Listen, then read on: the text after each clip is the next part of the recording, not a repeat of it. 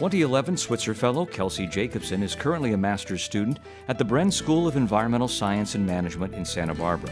Her master's research focuses on Chile's salmon aquaculture industry. This is Switzer Network News. In 2007, there was a massive viral outbreak in the salmon farms in the central region of Chile. Up until that year, for about the 10 years before it, the industry had explosive growth, and the regulations didn't keep up with the development.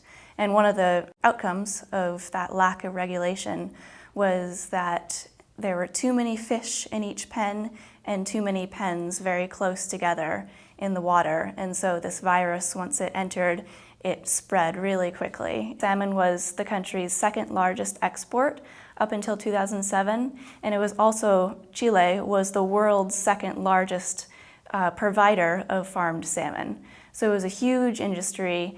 It was a big source of income to the country and of jobs, and they need a way to get those jobs back. And one way that they can do that is to re-expand the industry. The country would like to move the industry from the central region of the country down into this most southern region of Chile in Patagonia, which is a quite pristine environment of fjords and mountains, really beautiful, lots of tourism value. There's artisanal fishing and whale breeding grounds. And the regional government in this southernmost region, which is called the Magallanes, is a little bit unsure of what to do about this invasion of the salmon farming industry.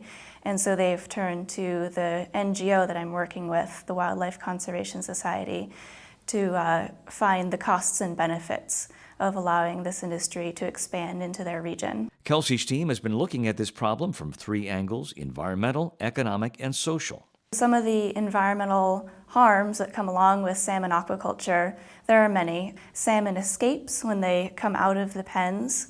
They can harm local populations of fish. They predate on other fish, or they eat them, or they take up their habitat. They heavily overuse antibiotics in this industry, and those come right through the net out into the natural environment and again affect the local flora and fauna there. One of the major problems in the central region of Chile before the collapse was the labor conditions for the people working in the industry.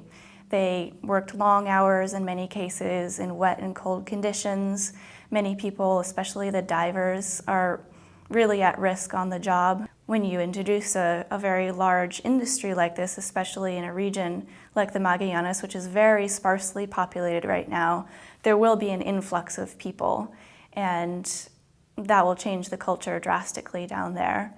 And they've seen it in the central region of the country, where cities kind of exploded just like the industry did, and all of the infrastructure couldn't keep up with the influx of people. Kelsey says now more than ever before, it's really important for us to know where our food is coming from. And we, especially in the developed world, love eating salmon. But salmon, unfortunately, is a species that is very difficult to farm in a sustainable manner.